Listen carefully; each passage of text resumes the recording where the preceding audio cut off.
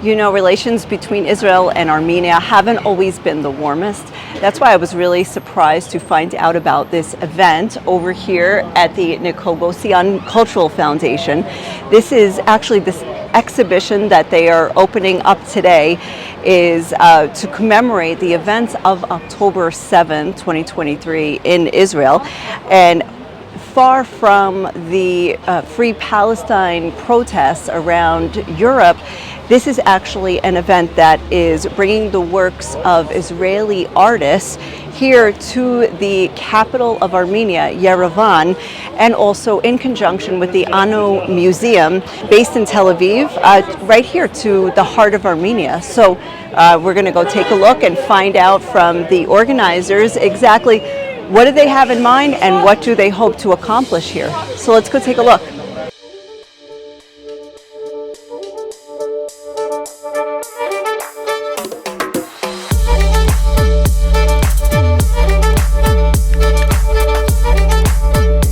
We opened the exhibition in ANO at the museum 4 months after October 7. So the decision to start working on exhibition was very fast, like 2 weeks after October 7.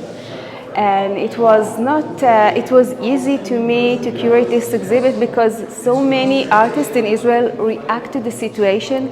And every day I saw through the media, the social media artwork, and people just put every day so many works that they did, like painting or photographs or everything that they just want to react to the situation. The exhibition had 3 elements: art, music, and journalist photographs. Each of the 25 pieces of art tell a different story. Curating the exhibition put Michal in direct contact with tragedy and grief. Some of the art she collected was from the families of the victims, people who were no longer alive. Michal also curated 40 Israeli songs that took on more significance after October 7th. We are very proud that here in Armenia we can show our support to Israel and do it very and we don't have to worry about that.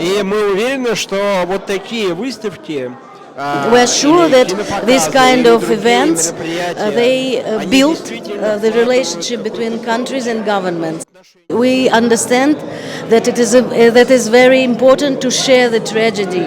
And here, in Armenia, here people know very well what tragedy is. They could understand what it is, and I don't think that the tragedy has nationality. We all can feel all this, and it is important for us, because it's not supported by government, non-Israeli and non-Armenian.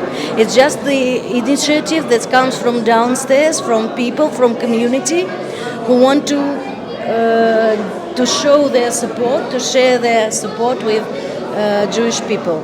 I should say that when I was meeting Michal at the airport and we were waiting for the taxi, and I had my Magen David, and she said, if you can show it here.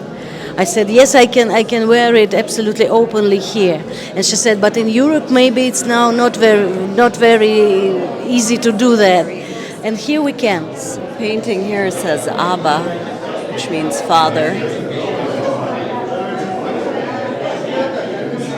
Here, this is police tape in Israel. It says Mishteret Israel, no crossing. You know, Israeli police, no crossing. The red tape. You can imagine for yourself what this means. The meaning of this painting. These are the last photos taken by Israeli journalist Ro'i Idan. He worked for Yediot Ahronot, and he and his wife were murdered right outside their house on Kfar Aza. They had 3 kids, and their youngest was kidnapped. I think she was maybe 4 years old at the time. She was released after 51 days, you can see here, and I think she has American citizenship as well, and I think President Biden was involved. But these were his last, I mean, can you imagine? He's a reporter, and he's there in his home, and Hamas is parachuting into his kibbutz, and their home is literally like in the last ring of the kibbutz, like in the outer circle of where the fence is. This piece of art survived because it was in the private studio of Ziva Yelin. The gallery on the kibbutz was burned to ashes. Nothing remained. Of course, this tells the story of Ziva as someone who survived the massacre. She also painted the piece in 2018, and it became a testimony of the 7th of October. There's a hole right here made by a knife or something. It got damaged on October 7th after Hamas terrorists entered Ziva's studio and damaged her work. So this artwork is actually a testimony to the events of that day and also to the scenes at Kibbutz Be'eri.